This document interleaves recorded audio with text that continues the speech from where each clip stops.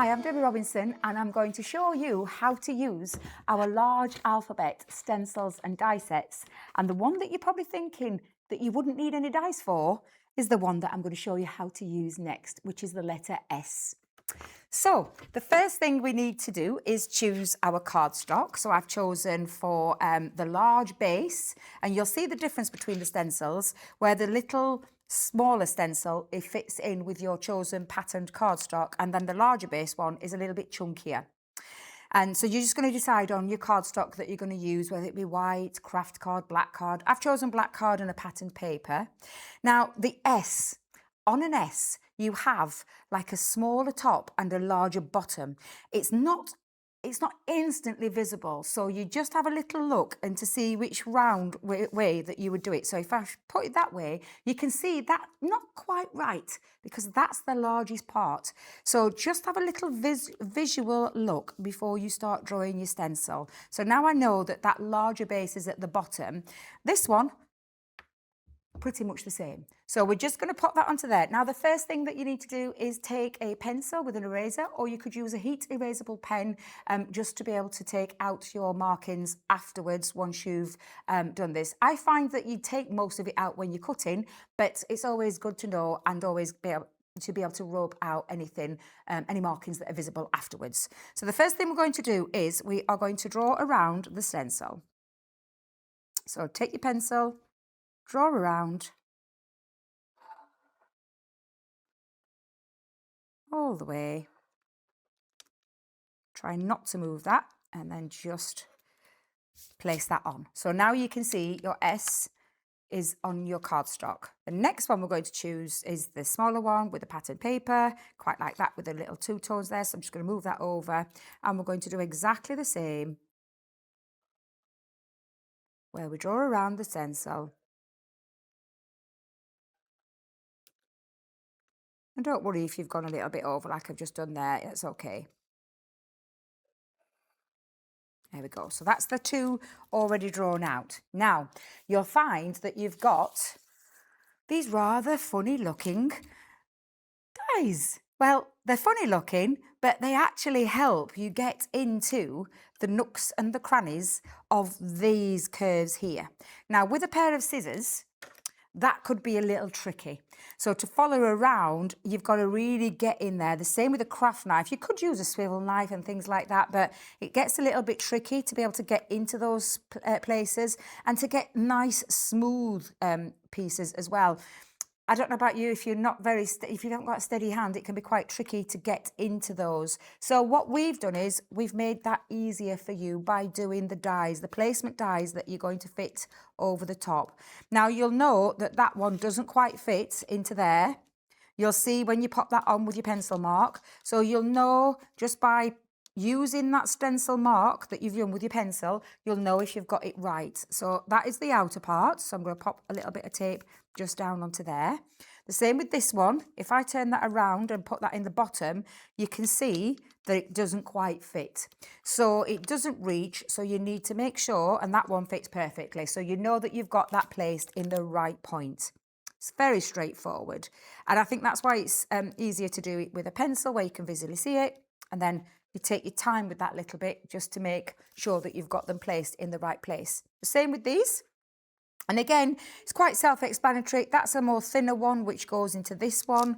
And again, that wouldn't have fit the other way around, even though they do look slightly similar.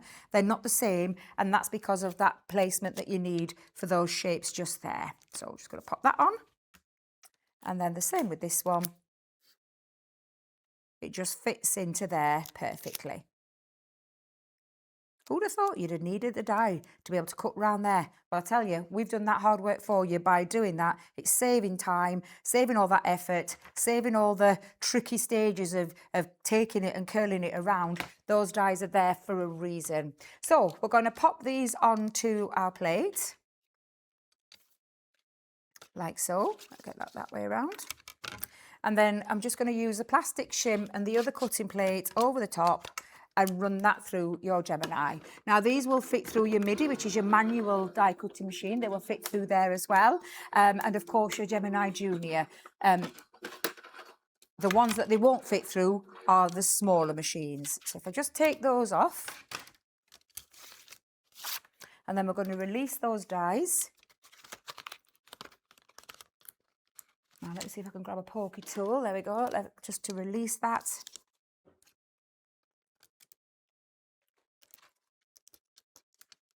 Let's just get my finger underneath there.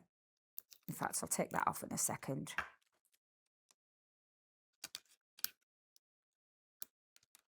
There we go. There we are, just pull that towards us. I'll be able to clear that other one off in a moment. Let's just lift that up, and that's taken that. And you'll see now that you've got the perfect cut in those tricky angles, like so. And then we're going to release that in a second with our scissors, but I'm just going to take this one off. So again, try not to rip your tape off, like Debbie being a bit heavy-handed there. So I'm just going to take that off, bring that towards me. There we go. And release that one. There we go. And then the same on this side. So let me just see if I can get the tape, poker tool underneath the tape. There we go. And then pull that towards you. And just lift off the die. There we go. Now again, that's saved all that curling around there. It's given me a nice clean cut with the use of the die. So what we're just going to do now is we're going to go where that ending starts of the die cut. And then we're going to just take the scissors, move the paper rather than the scissors, and then just follow that around. Now I tend to cut on the line rather than in or over the line. I think you find a way that works for you. But all you're just doing, it's just releasing that bit there. So you're literally taking your scissors to where the die cut point starts. And then we'll do the same there.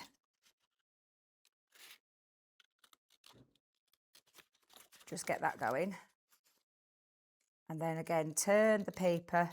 Keep the scissors as straight as you possibly can. To release. And then the same with this one. So if you want to make it a bit easier, just snip out the little areas. So I'm just going to take that off just for a second to make it a bit easier, because it can get a bit tricky. So let's just remove those excess pieces.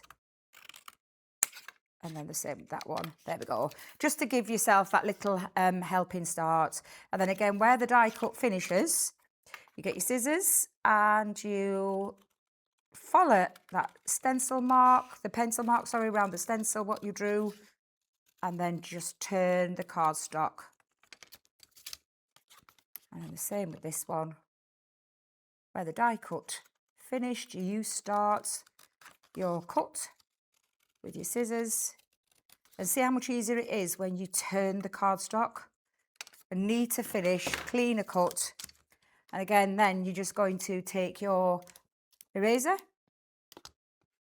get rid of all the visible marks. Don't think there's many. Oh, there's one there, just there, a little one. A little bit more on this one, so I'm going to make sure I get rid of all those marks. And if you've got a little bit like where you've got a, can you see there, just didn't get a quite smooth cut, just get your little snipper scissors in to finish that off. And then again, just take out those markings.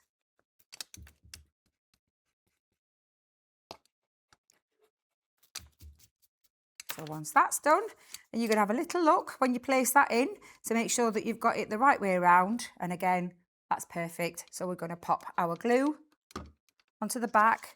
Again, you can use any glue, but I find a wet glue, especially all-purpose collard glue, which gives you a bit of wiggle time, is better than a dry glue, just because of the placement of this inner mat.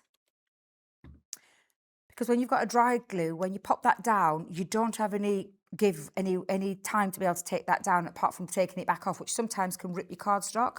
So I find using all-purpose glue gives me the wiggle time to be able to move that into the correct place. And there you go. That is your letter S of your large alphabet stencil and dies.